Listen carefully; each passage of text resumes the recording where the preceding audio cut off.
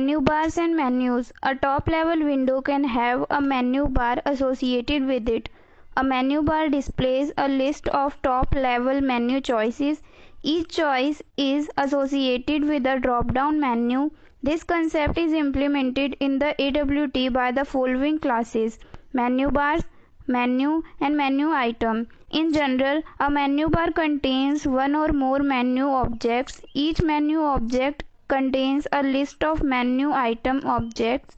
Each menu item object represents something that can be selected by the user.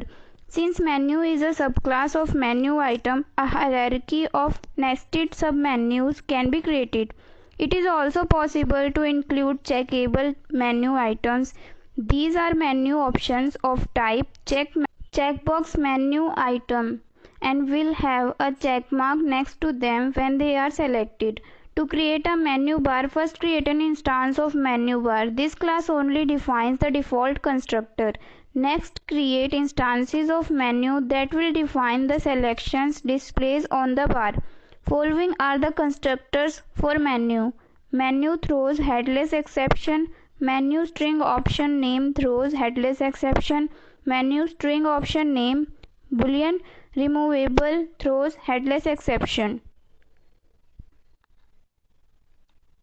Here, option name specifies the name of the menu selection. If removable is true, the menu can be removed and allowed to float free. Otherwise, it will remain attached to the menu bar.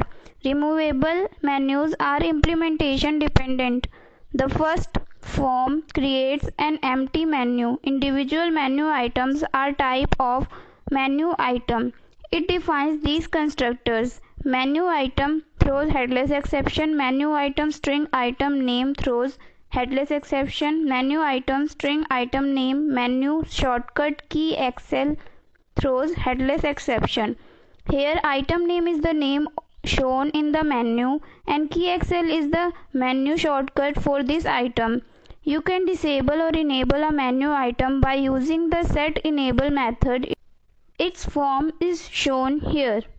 Void setEnable boolean enable flag. It is argument enable flag is true, the menu item is enabled.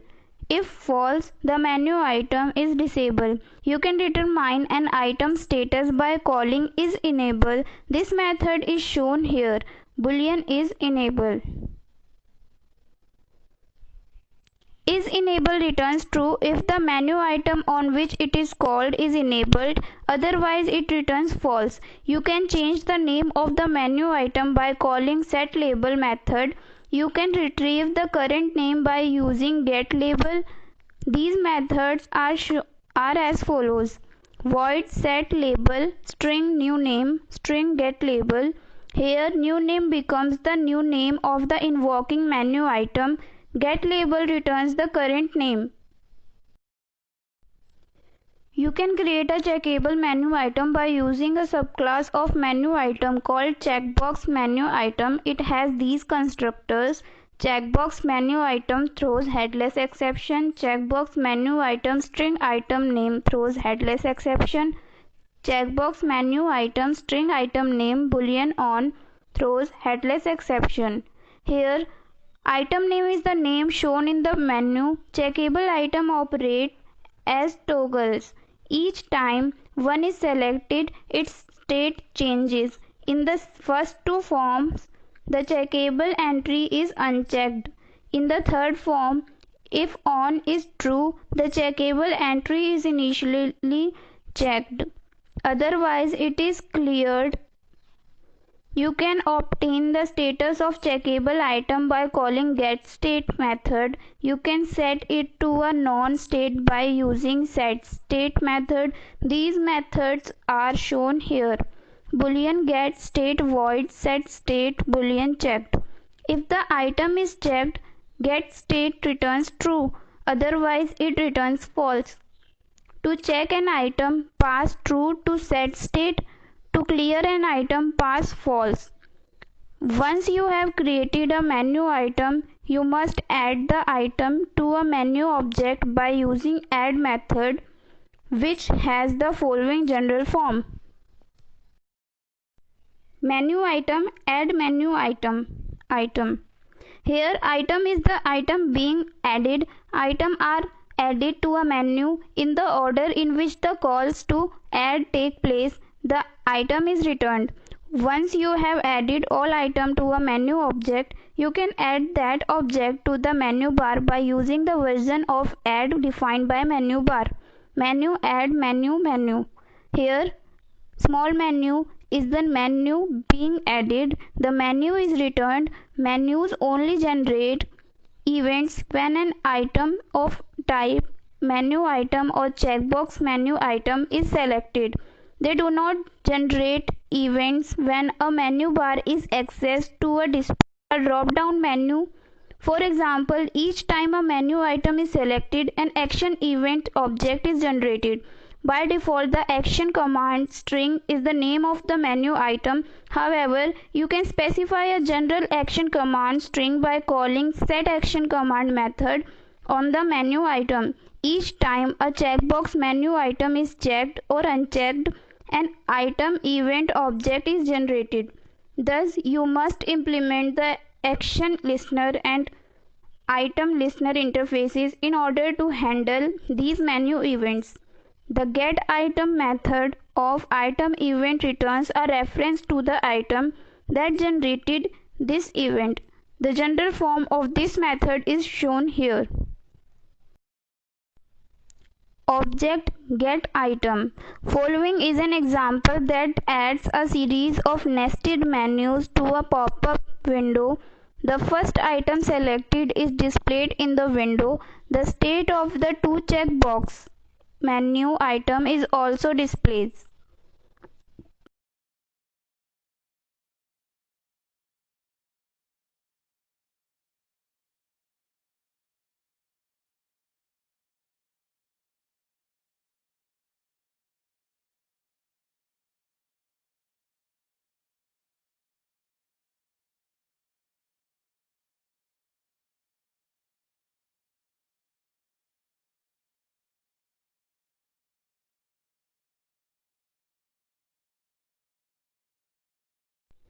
Sample output from the menu demo applet is shown.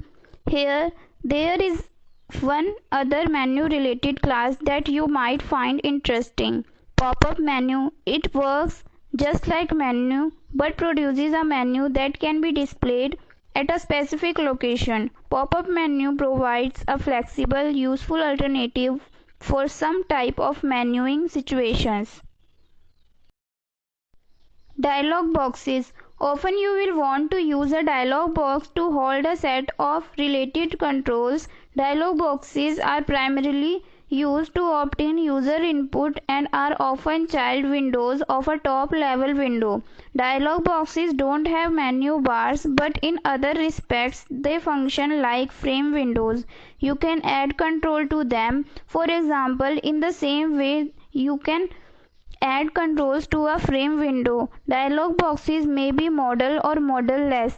When a modal dialog box is active, all input is directed to it until it is closed.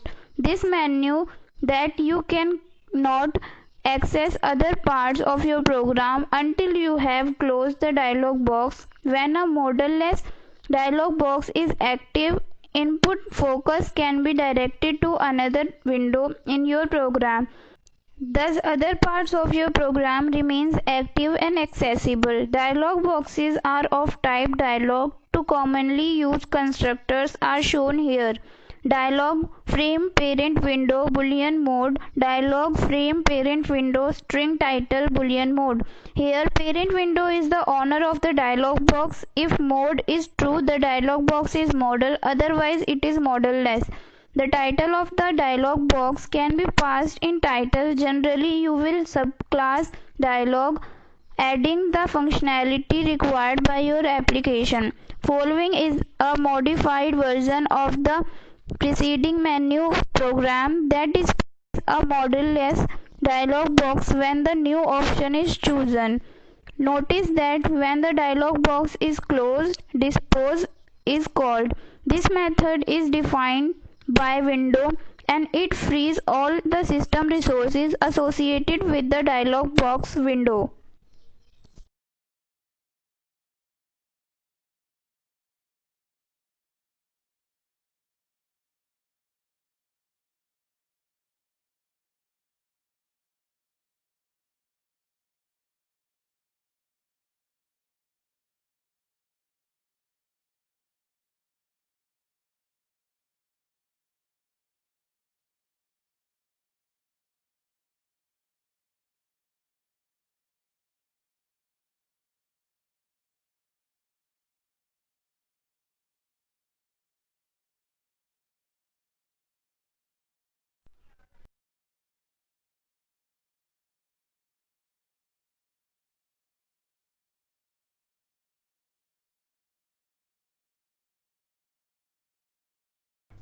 Thanks for watching this video. If you found this video helpful and want more videos like this, then please let me know by click on like button and subscribe to my channel. Thank you.